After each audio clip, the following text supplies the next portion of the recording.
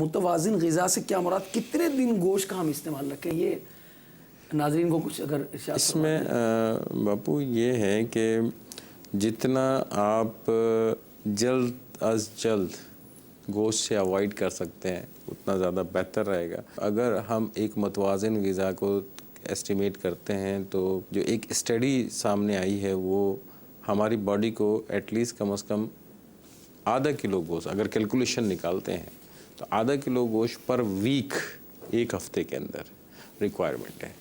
اب اس سے زیادہ آپ استعمال کریں گے تو ڈیفینیٹلی آپ کی باڈی پہ اثر پڑے گا اس کا۔ اب وہ کسی بھی صورت میں پڑ سکتا ہے، آپ کا یورک ایسڈ بڑھ سکتا ہے، آپ کا کولیسٹرول بڑھ سکتا ہے، آپ کو معدے میں تیزابیت ہو سکتی ہے، آپ کو بدہضمی ہو سکتی ہے، کسی بھی صورت میں یہ چیز ہو سکتی ہے۔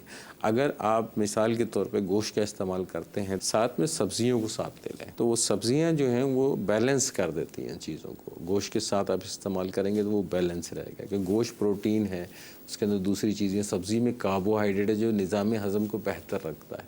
تو اگر آپ وہ استعمال کریں گے تو آپ کا ہاضمہ کافی حد تک بہتر رہے گا۔ تو اس میں یہ ہے کہ آپ اعتدال کے ساتھ استعمال کریں۔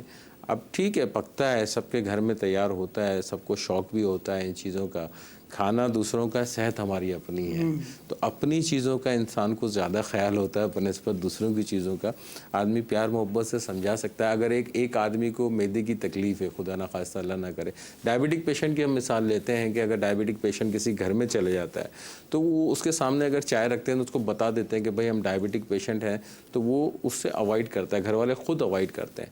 اگر کسی کو گوشت سے الرجی ہے یا اس کو پتہ ہے کہ یار میری کیفیت ایسی نہیں ہے کہ میں مزید کھاؤں گا، تو میں اگر خود سے آدمی آگے بڑھ کے بول دیتا ہے کہ یار میری طبیعت صحیح نہیں ہے، میرے کو یہ نقصان دے سکتا ہے، تو میں نہیں سمجھتا کہ شاید کوئی انسسٹ کرے گا زبردستی کھانے کے اوپر۔